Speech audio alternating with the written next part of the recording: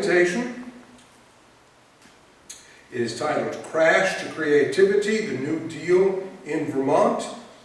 During the first 3 years of the Depression, Vermont's economy was cut in half. This was a period of desperation in Vermont, and yet also one of enormous creativity. Much of that creativity was due to federal New Deal programs, which provided work and financial assistance to laborers and creative professionals during the decade from 1933 to 1943. These federal programs sponsored creative projects that were wide and varied, and when seen together, they provide a window into what it was like to live in Vermont during the Great Depression and the role the New Deal had in shaping Vermont, both literally and in the mind's eye. Our presenter today is Bennington Museum's very own curator, Jamie Franklin. Now, Jamie, I believe, originally hails from Seattle. Okay, he says yes. And he's been the curator here at the Bennington Museum since 2005. His scholarship has focused on American art of the early to mid-20th century, with a particular emphasis on the intersection of modernism and self-taught art. He has organized exhibitions and written books, essays, and articles featuring artists and topics including Milton, Avery, Erastus Salisbury Field, Grassroots Art, Impressionism, Rockwell Kent, and Mary Robertson Grandma Moses, and Alice Neel. His 2014 exhibition, Alice Neel, Erastus Salisbury Field, Painting the People, was recognized by the Wall Street Journal as one of the most memorable exhibitions of the year. And his 2016 exhibition, Milton, Avery's Vermont, was lauded as being, quote, as close to a perfect show as mere mortals can mount, end quote. So please prepare to be humbled in the presence of greatness. And please help me welcome to the podium Jamie Franklin.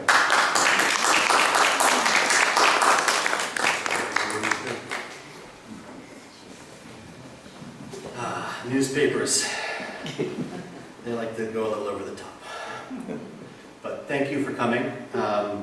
It was a pleasure to be asked to talk on the subject, which many of you may remember was the focus of an exhibition that I curated in 2018 of the same title. A lot of these stories, pictures were featured in that exhibition, and this is a bit of a distillation of that exhibition from about 5 years ago. I do have a script, so I will be reading from it, but I'm always welcome to answer questions during, or certainly after. But without any further ado, I will just get right into it. As Robert mentioned in the intro, during the Great Depression, frugal Vermonters already used to pinching pennies are claimed to have asked, "What depression?" However, the Green Mountain had been in slow but steady economic decline since the mid-19th century as people left for the fertile farmlands of the West or life in the big city. But the reality is that Vermont's economy was cut in half during the first 3 years of the Depression, which commenced with the stock market crash of 1929. Industrial production fell and farm prices plummeted. This was a period of quiet desperation in Vermont, and yet curiously, also one of enormous creativity. Much of that creativity was fueled by federal New Deal programs, which provided work and financial assistance to both laborers and creative professionals during the decade from 1933 to 1943. The art created by the New Deal is often referred to as WPA art, which refers to the Works Progress Administration. But the federal programs that sponsored creation were wide and varied. They helped to fund the creation of everything from state guidebooks, easel paintings, post office murals, and civic buildings, to the most comprehensive archives of documentary photographs and oral histories in our nation's history, and a vast network of state parks. Federal programs also shaped the tourist industry and helped create the popular image of Vermont as a place of idyllic towns, untouched farmland, and skiing. Much of this cultural and civic infrastructure still enriches our lives today. Seen together, these products of the New Deal provide a window onto what it was like to live in Vermont during the Great Depression, and onto the role the New Deal had in shaping Vermont, again, as Robert said, both literally and in the mind's eye. And I'll talk a little bit more about these two images. The one on the left, an FSA photograph for Farm Security Administration, and I'll go over the alphabet soup here before we dive too deeply in, so we have a little bit of context for some of the various programs I'll be discussing. And the painting on the right, Vermont Idol by Wallace Weir-Fonstock, which was created as a product of the Fine Art Project of the WPA, and is here in Bennington Museum's collection.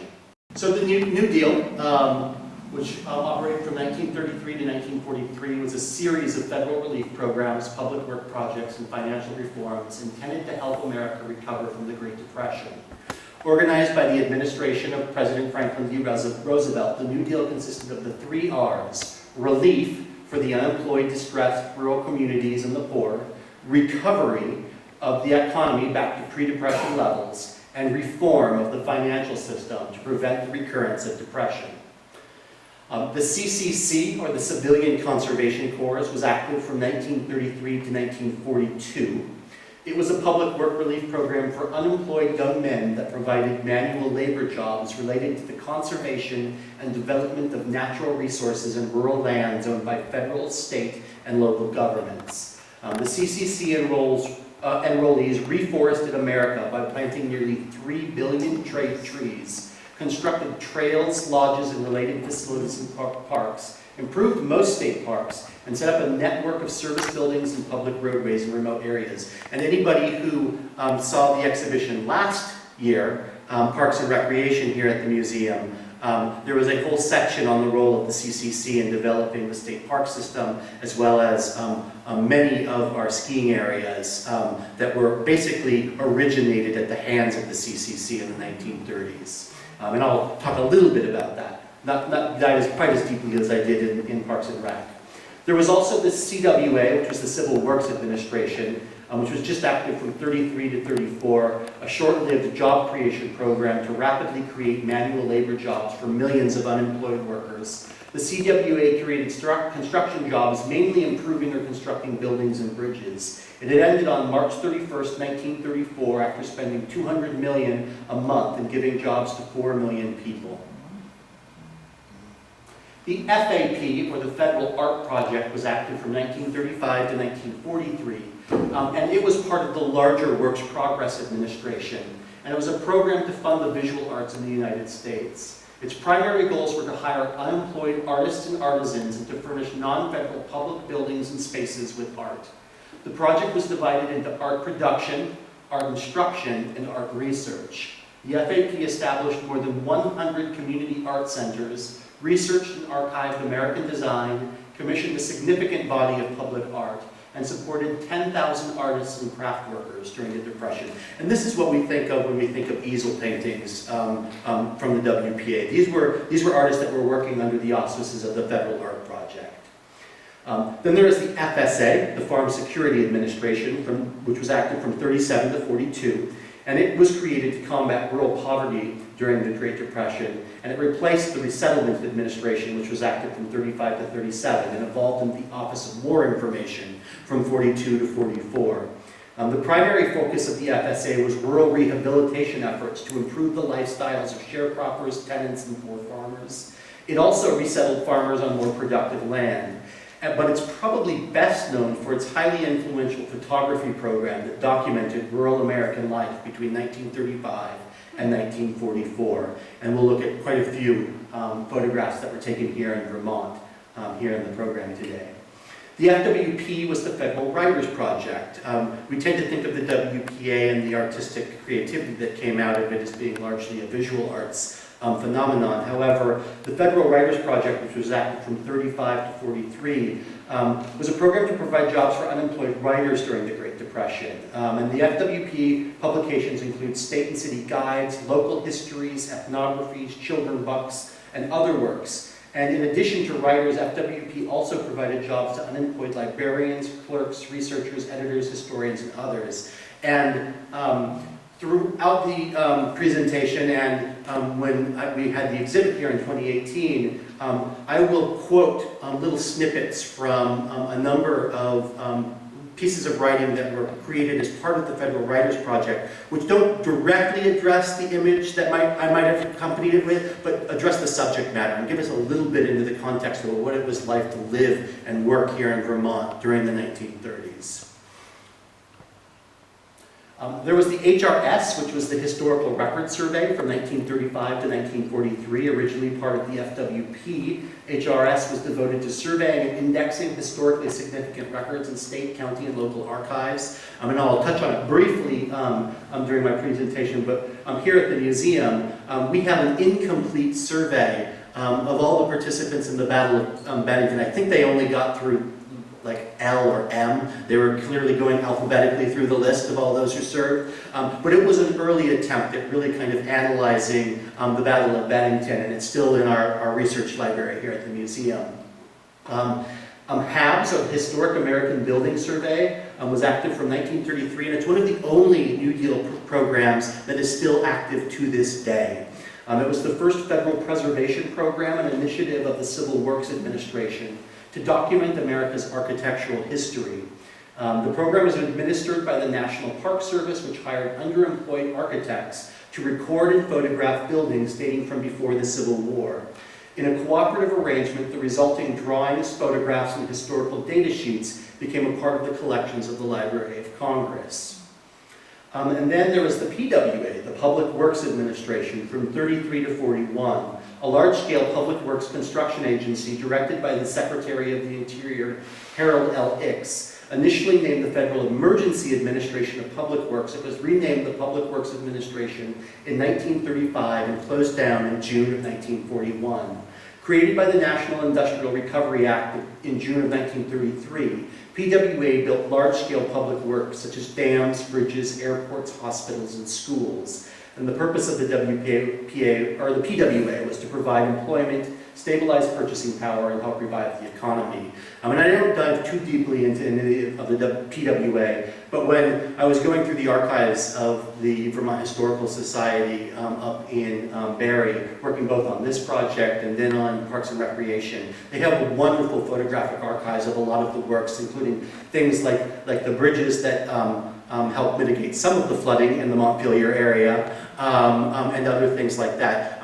We have a large concrete wall that is over there near the Brooklyn Bridge here in Bennington. That was a PWA project.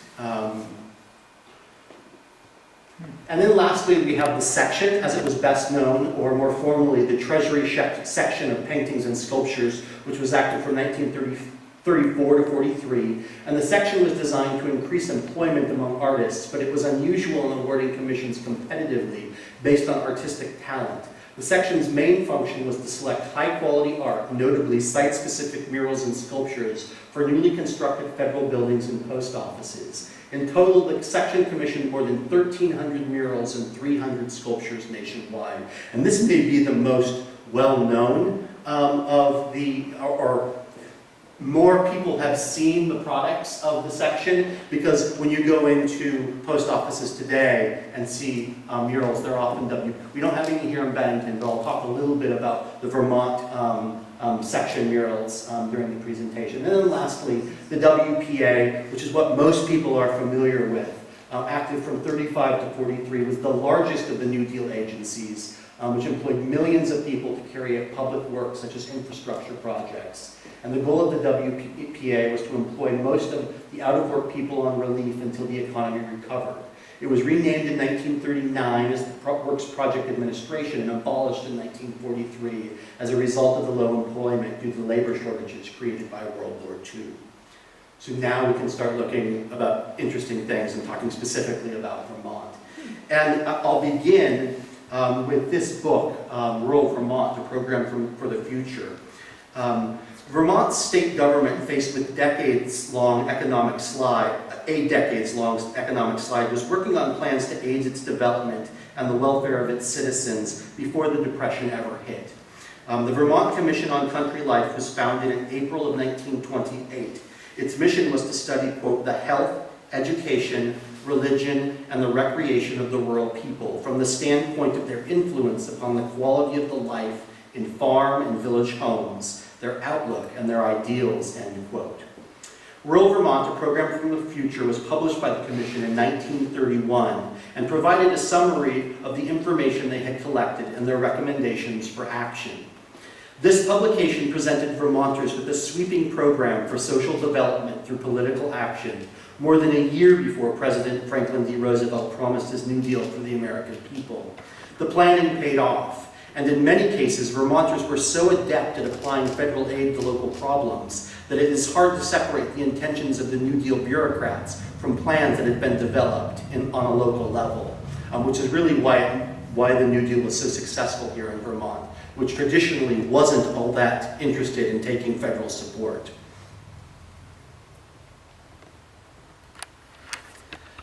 One of the important themes that runs through the many New Deal endeavors that took place in Vermont is an emphasis on local history and a desire to preserve the past. And so the first section of the exhibition and the first section of this talk I titled Preserving the Past. Historically based projects range from a photographic survey of our state's architectural history and a recreation of a historic Bennington County Courthouse to archival indexes created by the Historical Record Survey, which I mentioned earlier, and paintings documenting historical events and persons of local significance, commissioned by the Bennington Museum through the Federal Arts Project. These endeavors help to forge a cohesive narrative of our state's early history, bringing a sense of constancy and unity to a largely conservative population whose identity was reeling from change, both in the economy and culture at large. Vermont's cultural identity has long been shaped by an intertwined relationship between deeply embedded traditional values and progressive ideals, such as those of Ethan Allen's deism to Bernie Sanders' democratic socialism.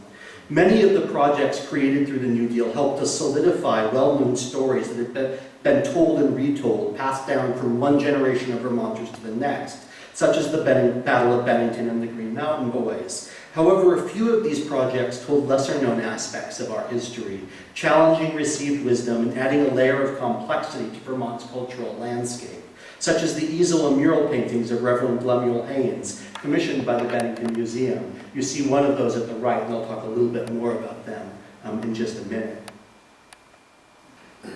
Vermonters and federal officials shared a strong respect for the past, and in Bennington, the Federal Public Works, or PWA, contributed a $43,293 grant toward the $97,496 total cost, or about half, of a new public courthouse that replicated an early 19th century courthouse that was lost to fire in 1869. The building that houses the current Bennington County Superior Court building on South Street, which we see up on the right, was constructed between 1936 and 1937, and it was designed based on photographs of the older courthouse located next to the Old First Church in Bennington. So you see the photograph at the upper left. That's Ethan Allen's house there at the corner of what's now the Old First Church Cemetery. The courthouse, which wasn't the first courthouse in Bennington, the first one was up on the hill where the monument is now. But it burned down in '69. And when they were building this, they were very intentionally modeling it on the earlier courthouse from the 19th century. So again, literally reconstructing Bennington's history through federal grants aided to building projects here in the area. When the Civil Works Administration made a request for project ideas early in the Depression, Charles Peterson, a young National Park Service landscape architect, made a proposal he felt could employ approximately 1,000 architects and draftsmen to study, measure, and draw, quote, important antique buildings. The Historic American Building Survey, or HABS, was officially launched on December 12, 1933, and remains active to this day. Administered through cooperative agreements with the National Park Service, the Library of Congress, and the private sector, it's become the largest archive documenting America's architectural heritage. Herbert Wheaton Congdon, a professional architect and resident of Arlington, Vermont, was the chief photographer of the Old Buildings Project, which was jointly sponsored and funded by the University of Vermont and the HABS. between 1936 and 1938. And we see his photograph of the General Samuel Strong House doorway, built in 1796, at the left.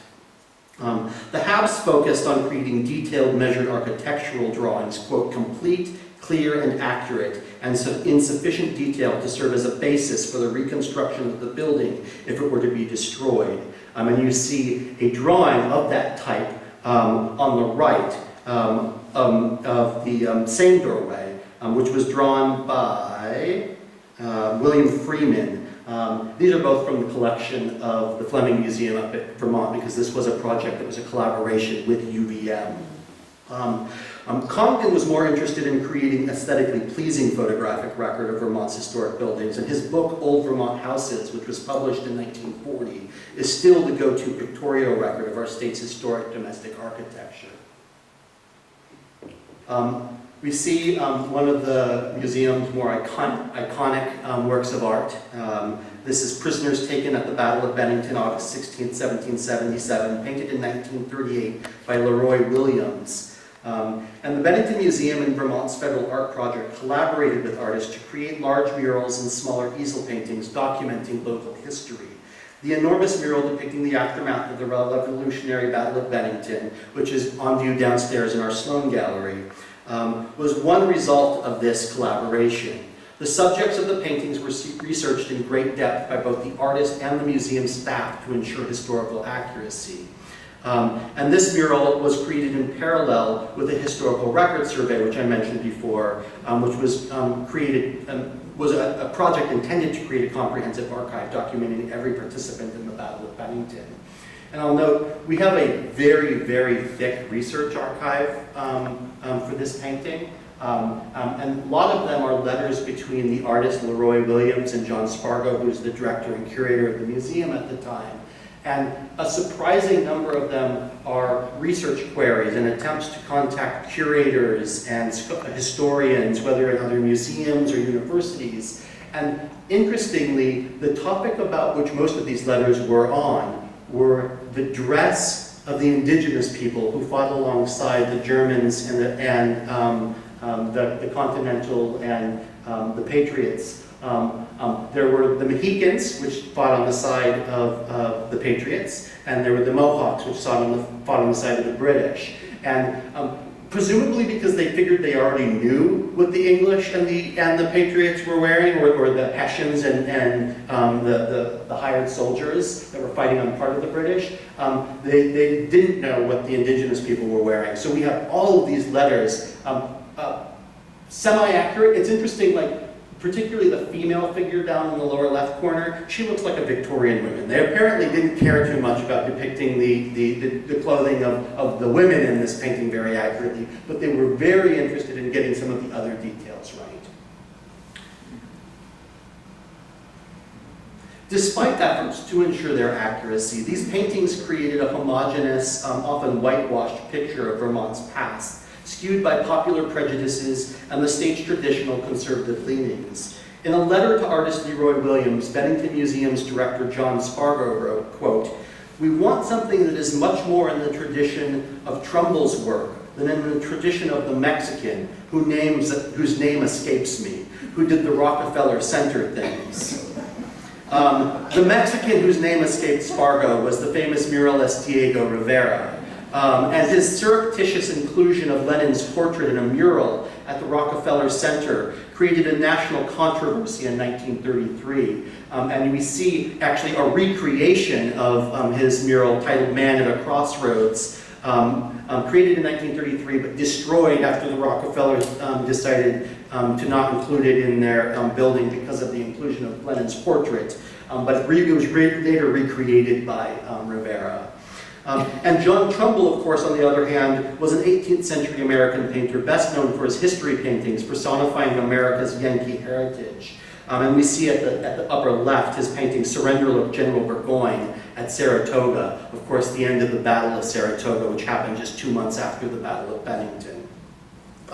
Spargo wanted a painting that played to Vermont's traditional values, carefully avoiding any suggestion of communist or liberal sympathies. So, New Deal projects tended to create a largely white Anglo-Saxon image of America. Two exceptions from Bennington Museum's collection are paintings of Reverend Lemuel Haynes, the first black man to be ordained as a minister in America. The mural, Preaching in the Old First Church, 1939, by William Taft Schwartz, which we see here on the left, hangs prominently on the north wall of the museum's church gallery. Well, this painting at the right, of Haynes, created in 1940 by Eugene H. Bischoff, can currently be seen downstairs in the exhibition, A History of Bennington, through the end of the year.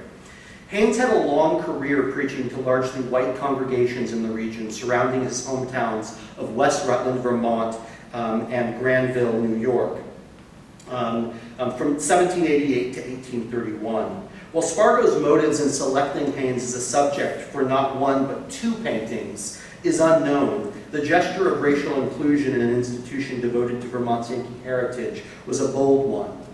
A letter sent to Spargo from the Gleaners, who described themselves as, quote, a group of Negroes organized for the study of Negro history and culture, acknowledges that commendable move on Spargo's part. And the letter ends by noting, quote, it is our hope that in doing this you have led the way in the erecting of memorials to the Negro heroes of our great nation, thus blazing the trail for a true democracy, end quote.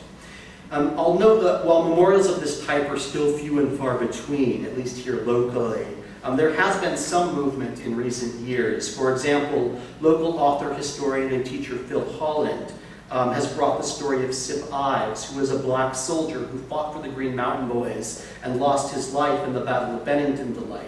And recently there have been discussions initiated by the local chapter of the NAACP into the possibility of creating a memorial to Sip Ives. And I know those plans are in their very early stages, but it would be great to see the Gleaners' hopes realized locally, at least in some small part, some 90 years after they wrote their letter to Spargo.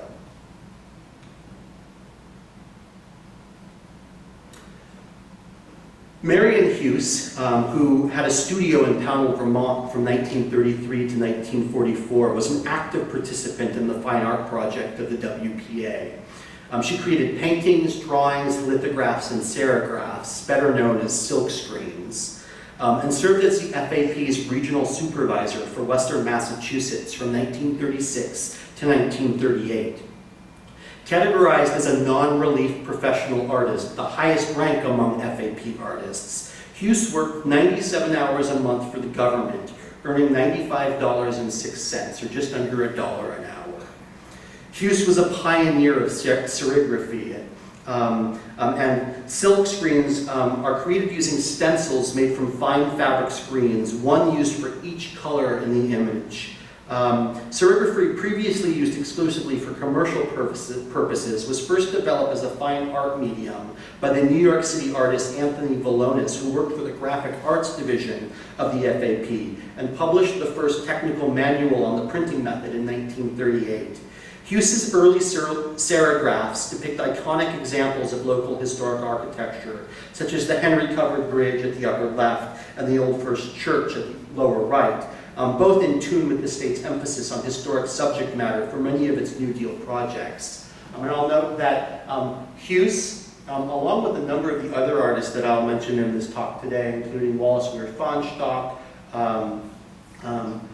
Francis Colburn, are also represented in Lyman Norton's collection and in our current exhibition for the Love of Vermont. I don't know if that was why they invited me to talk about this topic right now, but it's certainly an apt parallel because there is a lot of overlap there. And at least one of Hues's paintings is on view in our galleries of a threshing scene in Pownell, and there are 2 or 3 paintings by Hues up at the Southern Vermont Art Center from the Orton collection.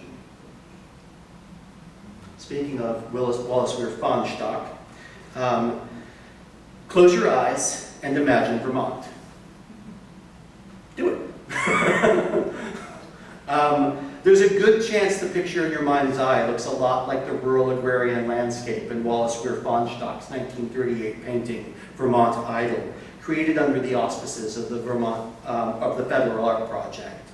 The painting is typical of the artworks created in Vermont as part of the FAP, which promoted local subject matter ranging from distinctive landscapes to regionally specific industries or agricultural practices. The creative output of the New Deal in Vermont helped to solidify the traditional marketing image of Vermont as picturesque, old-time New England.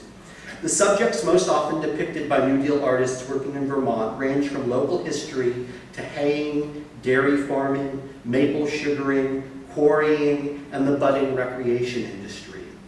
Working for the federal government and creating art, quote, for the people, FAP artists helped invent and then spread an idealized image of Vermont, which has been successfully utilized by the state's tourist industry up to the present day.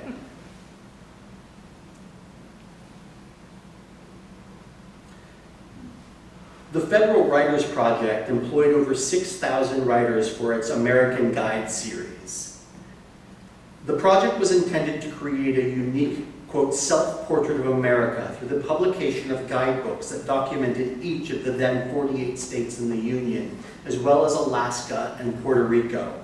The format of the guides included essays on the state's history and culture, descriptions of its major cities, automobile tours of important attractions, and a portfolio of photographs.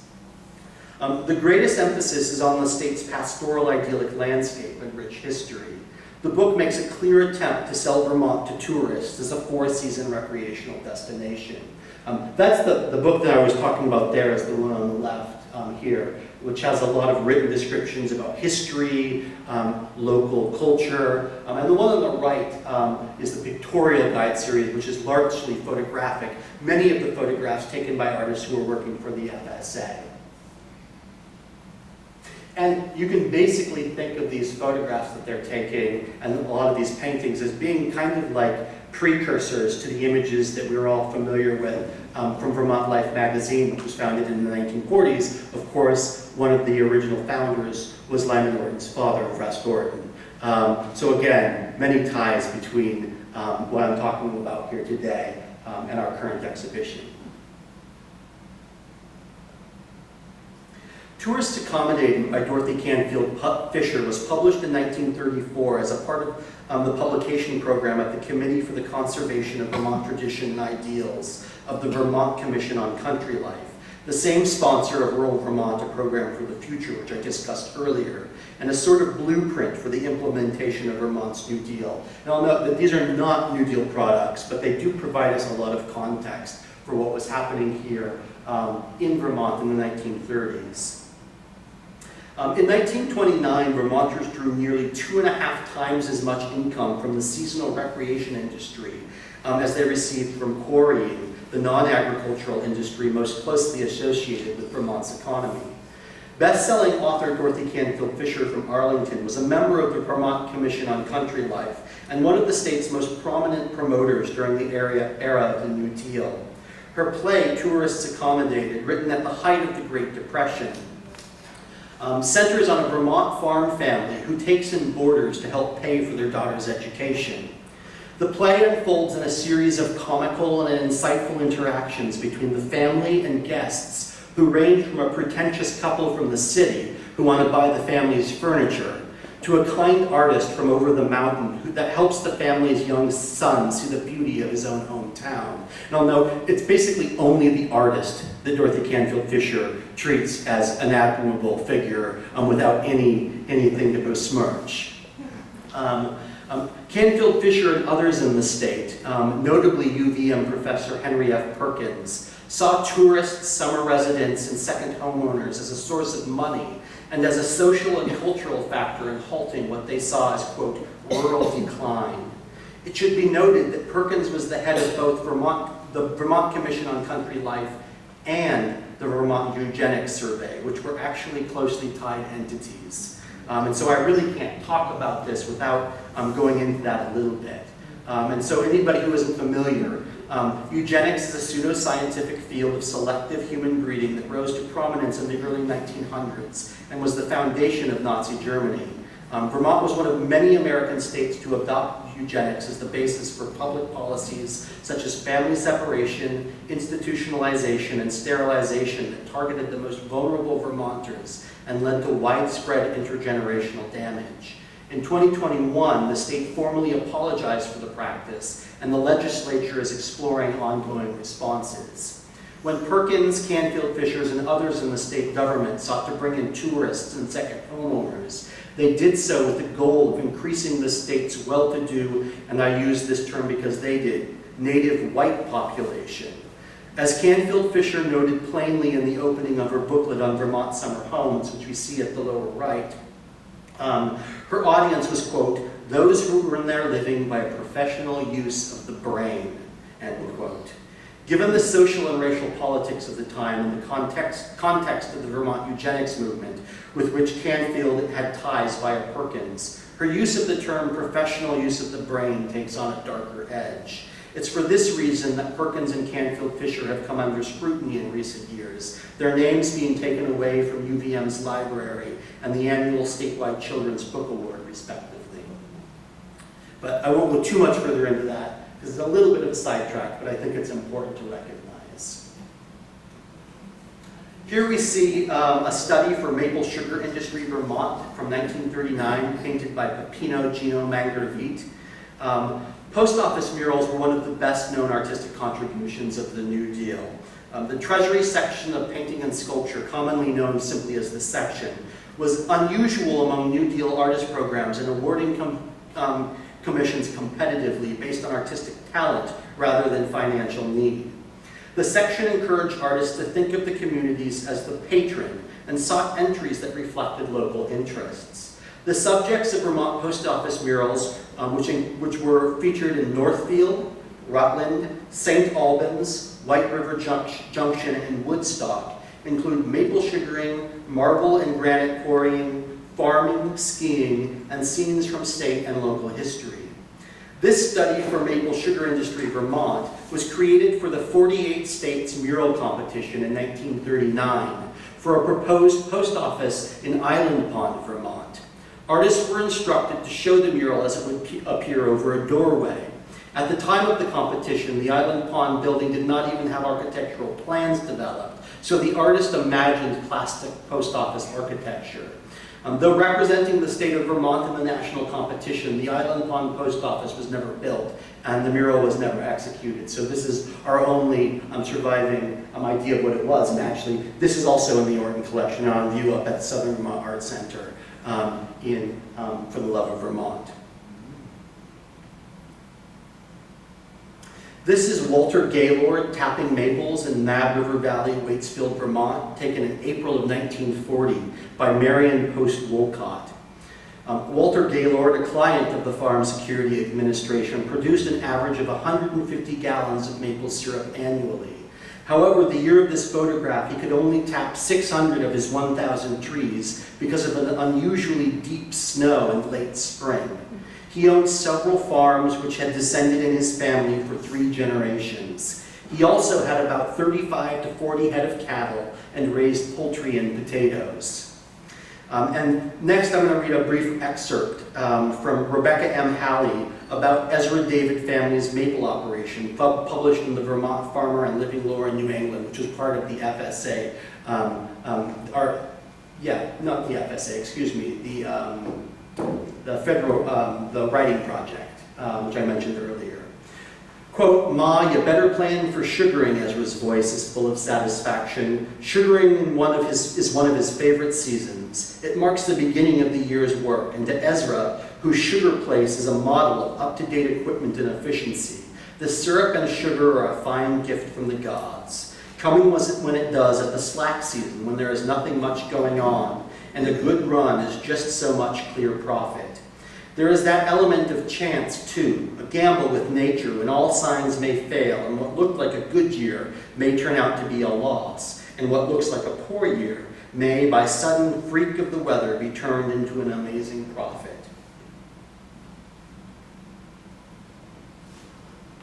The back-breaking work of Vermont laborers was frequently celebrated and idealized in New Deal art. However, the actual plight of these workers during the Great Depression was perilous. In the fall of 1935, employees of the Vermont Marble Company went on strike for better wages and more hours. The company threatened to evict 186 strikers and their families from company housing on April 1st, 1936. Rockwell Kent, an active socialist and supporter of workers' rights, who happened to live just north of here in Arlington, Vermont between 1919 and 1925, designed this poster at the left to rally support for striking laborers. Kent's drawing envisions the impending evictions. Neither the defiant mother nor her children are properly dressed for the snowy landscape. Their few belongings sit in a small pile behind them. The quote at the bottom, quote, "in the name of the great Jehovah and the Continental Congress," is from Ethan Allen when the Green Mountain Boys captured Fort Ticonderoga at the beginning of the Revolutionary War in 1775. Kent effectively connected America's historical fight for freedom with the plight of the striking marble workers. Unfortunately, the marble workers' efforts were for naught. After 6 months of striking, they received only a minimal pay raise, and many of the strike organizers were never rehired. At the right, we see Granite Quarry, a 1942 painting by Francis Colburn, an artist we'll learn a little bit about more briefly.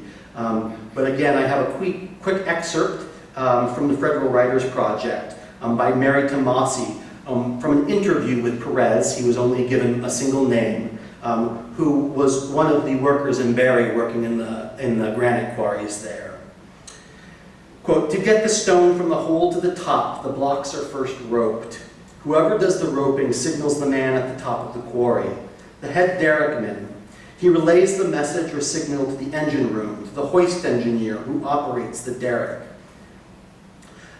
A whistle blows. The workmen get out of the way. No stone is carried over the workmen's heads. The derrick hoists the stone fast. A good-sized block, say a 30-ton piece, is carried to the top in about 4 minutes. There used to be a time when the quarrymen would ride the block, but you don't see that now. It's against insurance company rules. Well, that's the usual way to get the stone out, but almost every day we get stone that the derrick can't reach. The derrick reaches out into the hole only the length of the boom, so stone in awkward corners has to be handled by blounding. This puts the stone within the reach of the derrick. Bloundings are steel cables stretched across the hole. Over these is a saddle that rides back and forth within reach of the derrick and any part of the quarry wall. Double steel ropes equipped with hooks hang from these saddles. They pick up the blocks and carry them to the derrick. The derrick carries them to the top.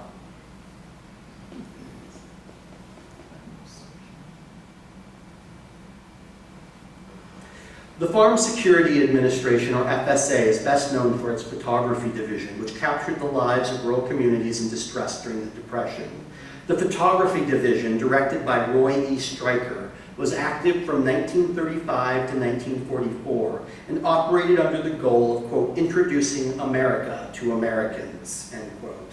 It documented the plight of the rural poor and the efforts of government agencies designed to alleviate their distress. It aimed to evoke visceral sympathy for the Americans who needed help the most and played a large part in creating the image of the Depression in popular culture. Photographers were required to discuss their shooting script with Stryker before they hit the road, and they were constantly under instruction from Washington as to what impression their images were supposed to make. Ironically, the photographs were used by both parties to represent their own interests. Democrats used them to advertise the benefits of government programs, while Republicans adopted images of fortitude as evidence that government intervention was unnecessary. Stryker had a great affection for Vermont. He had a cottage on Lake Eden up in the northern part of the state, where he spent time in the summer and often lent it to FSA photographers during their assignments in Vermont. The Green Mountain State was an ideal location to document the influence of the Depression, as its farmers were under great distress and emigration to the West Coast was increasingly common. FSA photographs captured diverse sides of Vermont, from a traditional image of stoic farmers and snowy landscapes through a desolate agrarian society to rurals and towns with budding businesses. At the upper left, we have Old Abandoned Farmhouse near Newport, Vermont, taken in August of 1936 by Carl Meidens. And in her book, Looking Back at Vermont Farm Security Administration Photographs, Nancy Price Graff noted, quote, "Charged specifically with capturing scenes that would convey rural Vermont's poverty, Meidens struck a delicate balance, trying not to portray isolation, backwardness, or desperate economic conditions as quaint. This farm scene especially, with a wrecked car and a yard strewn with artifacts belonging to some previous owner, is a stark image of failed lives during the distressed period of the Depression." At the lower right, we have town meeting discussion from Woodstock in March of 1940 by the photographer Marion Post Wolcott. And again, I'll read a quick excerpt from Rebecca Halley's writings about the Ezra David family from the Vermont Farmer, a project of the Federal Writers Project. "These townfolk will themselves settle questions pertaining to the management of their town for the ensuing year. To some, it is a hilarious occasion, to others, one of great importance. Gradually, the hall becomes crowded, and at 10:30 promptly, the officers take their places on the stage at the front of the hall, and the moderator calls the meeting to order. All questions have been posted in the warning, and so the townsmen are ready to fight each issue according to the dictates of their own convictions. Everybody votes who has paid his taxes. The moderator is a businesslike and tactful person who speeds the work of the day with witty quips and subtle shortening of long-winded harangues. Officers are elected, money is appropriated, compensation of town officers is fixed, and other business considered important to the welfare of the town is disposed of during the session." It sounds awful lot like town meetings today.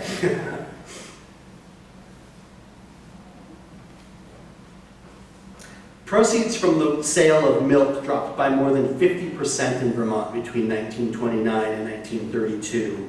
And liquid milk was the state's most important agricultural product. And many Vermont farmers joined regional milk cooperatives to help soften the blow. And at the upper left, we have Milk Cooperative, Hardwick, Vermont, from September of 1936 by Carl Meidens.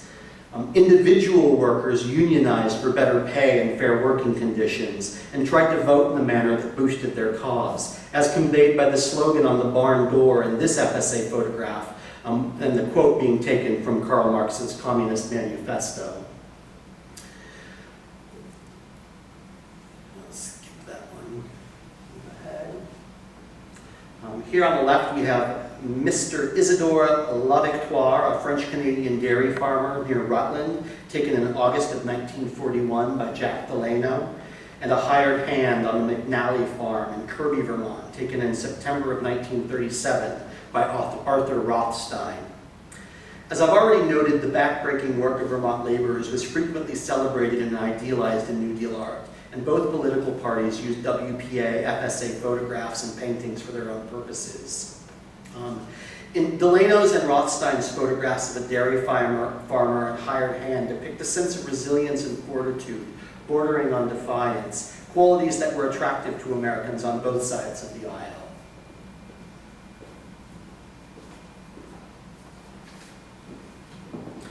In the 1930s and 40s, Kodachrome color transparency film was relatively new.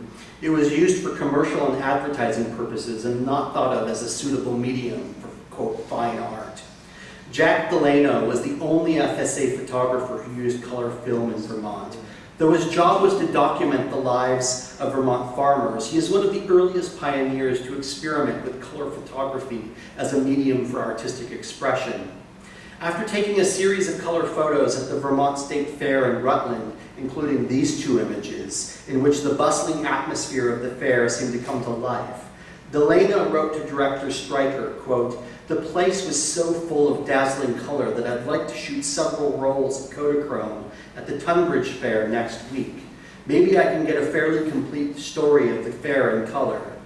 These fairs gave Vermonters a respite from the harsh realities of life at the tail end of the Depression. You can see, obviously, a family whose mother was making their dresses all from the same bolt of fabric for all of the young girls. Francis Colburn, who painted the image on the left, Charlie Smith and his barns, and Ronald Slayton, who painted the painting on the right, The Planter, were two of the most significant native Vermont artists to participate in the Federal Art Project. The FAP was administered on a state and regional level, directed in Vermont by Pierre Zwick, with the goal of, quote, placing New England artists at work on creative projects closely allied to community interests, end quote. Artists participating in the easel paintings division of the FAP were paid small stipends to produce a certain number of works in an allotted time. The financial support allowed talented young people to make a living as artists in their own communities, even in rural parts of the country where there was little infrastructure to support artists. Slayton and Colburn met through their participation in the FAP and became close friends. Both produced bodies of work that are notable for their powerful sense of place and willingness to address social issues. Slayton recalled that in 1936, he and Colburn were, quote, discussing social problems, contemplating reforms, and engaging in liberal politics through a local discussion group. Much of their work featured regionalist subject matter, which was popular with many WPA artists, depicting typical Vermont people and landscapes. A desire for better working and living conditions for their fellow Vermonters is an overriding theme in their work. Both artists depicted hardworking Vermont farmers, laborers, and their families with dignity and respect.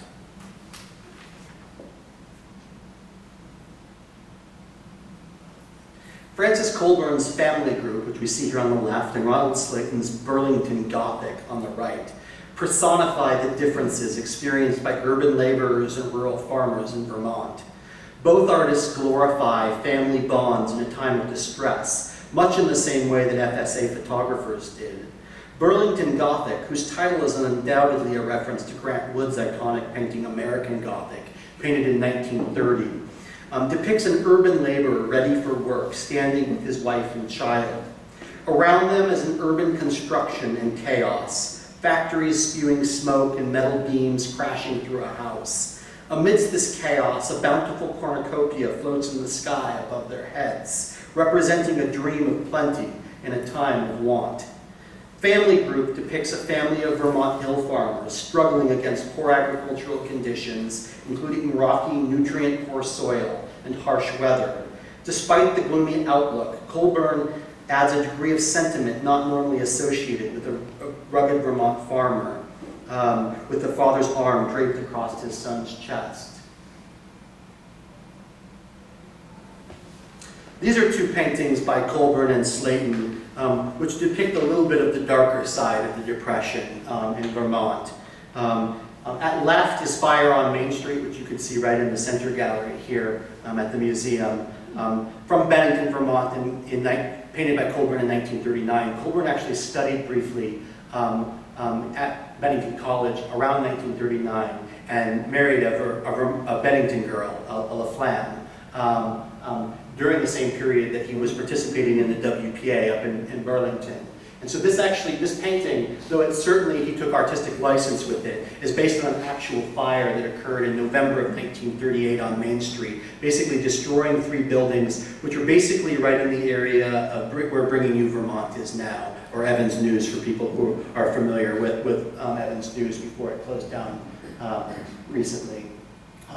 And so, he's taking kind of the grim kind of atmosphere in America at the time and translating it through an actual event that occurred. And of course, anybody familiar with that scene knows there would be no church and graveyard behind that scene. But he adds it in to kind of add some gravitas and a sense of the cycle of life, the burning down, the building up, etc. And then on the right, we have Ronald Slayton's Unemployed from about 1937. Of course, unemployed referring largely to that large figure with the drape, with the raincoat or overcoat with his thumb up. Maybe he's hitchhiking, I'm not sure exactly. You see the figure in the upper right sitting at a lunch counter. Looks like he's eating a sandwich. One of the stories I read about during the Great Depression, people would go into diners. They would order a cup of coffee and toast, and they'd create ketchup sandwiches, and you actually see him with a bottle of ketchup in his hand. He's probably eating a ketchup sandwich.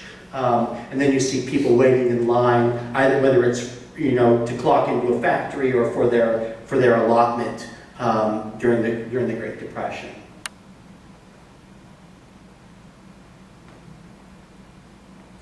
These bold woodcuts by Ronald Slayton are some of the most pointed examples of social realist art created in Vermont during the New Deal era. Social realism draws attention to the everyday conditions of the working class and critiques social structures behind these conditions. Clearing the Fields on the left and Fuel on the right depict the backbreaking work required to make it through the Depression in Vermont. Social Activities of the 30s, which is in the middle, features an artist, brush and palette in hand, and an author sitting at her typewriter, depicted as heroes of the working class. The group of seated figures between them may be an allusion to the discussion group that Slayton and Francis Colburn attended during this period, quote, talking social problems, contemplating reforms, and engaging in liberal politics. Hovering above them is an industrialist examining a stock ticker and a soldier, rifle in hand, together representing the military-industrial complex that keeps the working class in bondage.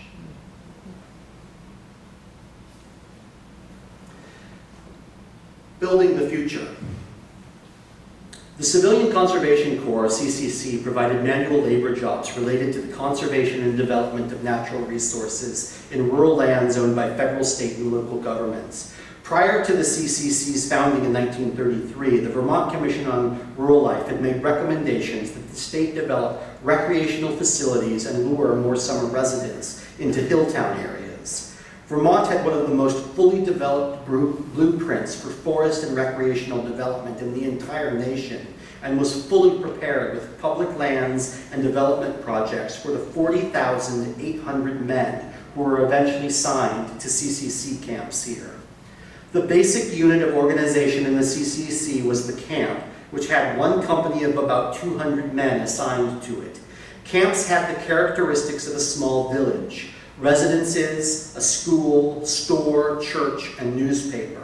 And you see at the upper left is a painting in the Vermont Historical Society's collection of a CCC camp up near Lake Peru, which is right at the base of the very earliest section of the National Forest there in Peru, Vermont. The typical CCC enrollee, which we see in a photograph at the bottom left, was 18 years old, had completed 8 years of school, left school with no prospect of a job, and had been without a job for 7 months prior to enrolling. The average length of service was 9 to 12 months. For their labor, enrollees were paid $30 a month, 25 of which was sent home or held in escrow until release. The remaining $5 was the enrollee's spending money for the month. Vermont CCCers were engaged in 3 kinds of projects on state and federal land: park development, forest improvement, and flood control. The advances made by CCC labor laid the foundation for a vital wood products industry and a new 4-season recreation industry. The visible accomplishments of the Vermont CCC are impressive. 105 miles of roads laid, 197 bridges built, 1,122,000 trees planted, 1,030,362 acres, 30,362 acres cleared of insect pests, 30 parks and forests developed or improved, and 6 ski areas developed. And like I said, they basically built Vermont State Park System. And I just like the cover of the Rickers CCC camp newspaper. It says the Vermont Air Force, which they're referring to giant mosquitoes.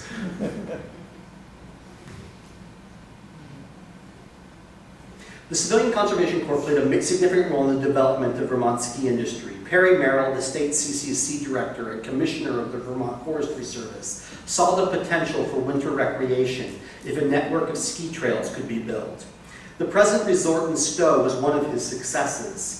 In a few years, CCC workers constructed ski trails, a base lodge, ski dorm, access road, parking lot, and warming huts on Mount Mansfield. Everything but the lift, which was built later by the Mount Mansfield Company. The CCC was involved in creating the ski facilities now operating on Bromley, Okemo, and Burke Mountains, as well as defunct areas in St. Albans and Shrewsbury. And you see an architectural drawing for the ski lodge at Mount Mansfield at the upper left, as well as a proposal for a gatekeeper's house at Elmore State Park, both by David Freed. Most of the buildings constructed by the CCC for Vermont State Park System were simple rustic structures made of accessible local materials, including rough-hewn logs and stone. David Freed, who graduated from Cornell University School of Architecture in 1933, spent his first few years out of school designing rustic buildings in Vermont and New Hampshire for the National Park Service. He was one of the few known architects of these buildings that injected a modernist sensibility into his work. His designs for the CCC in Vermont, including the bathhouse at Crystal Lake State Park, the base lodge at Mount Mansfield and Stowe, which you see at the upper left, and the lookout tower at Mount Philo in Charlotte. The lodge at Mount Mansfield is one of his distinctive buildings that blend rustic and modern design. Here we see a couple of FSA photographs of a forest ranger near the top of Mount Mansfield at Stowe from March of 1939 by Marion Post Wolcott. These photographs depict forest ranger bringing supplies which he had carried up the mountain on skis to a stone hut near the top of Mount Mansfield. The hut was also used by skiers in the winter. About half an hour later, he broke his leg on his next ski trip down the mountain for more supplies. The stone hut was originally built as a warming hut in 1935 by the CCC, the same crews that cut some of the original ski trails on Mount Mansfield. Today it's operated as a public lodging facility with a unique partnership between the Vermont Department of Forests and Recreation and the Snow Mountain Resort. It was gutted by an accidental fire in December of 2016, but quickly rebuilt due to its historic significance.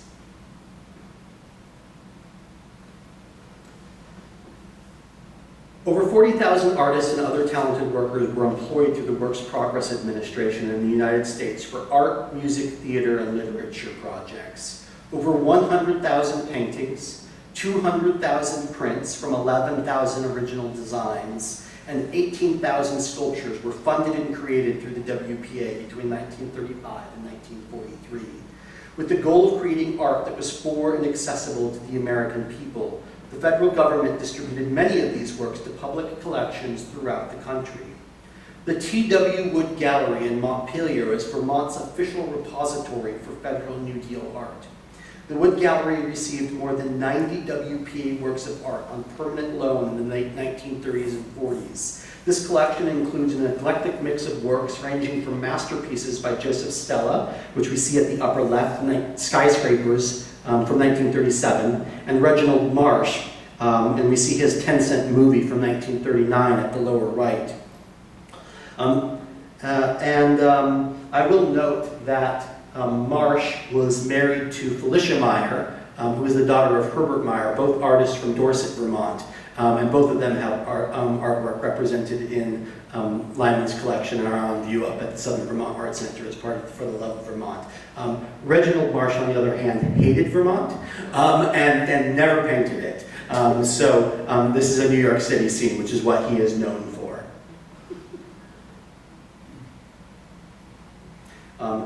Some of the paintings that are up at the Wood Gallery do depict classic Vermont landscapes, such as the one that we see on the screen, Stowe Hollow from 1933 by Luigi Lucioni, as well as one by Henry Schnockenberg that was here at the museum in 2018. Unfortunately, the reasons why specific works were selected to come to the Wood Gallery are unknown, but the collection remains to this day one of the important cultural legacies of the New Deal in Vermont. And I'll say that if you've never been there, I really encourage you to go and check it out. It really is a wonderful collection. They have both the WPA collection as well as the T.W. Wood collection. T.W. Wood was a 19th century genre painter originally from Montpelier, who was of national renown during the period. We're almost at the end, I promise. This is Social Security from 1947 by Francis Colburn. Of course, 47 being slightly after the New Deal had ended. Poverty among the elderly grew dramatically during the Great Depression.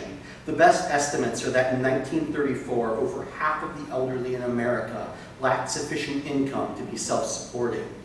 On August 14, 1935, the Social Security Act established a system of benefits for retired workers and victims of industrial accidents, unemployment insurance, and aid for dependent mothers and children, the blind, and the physically handicapped.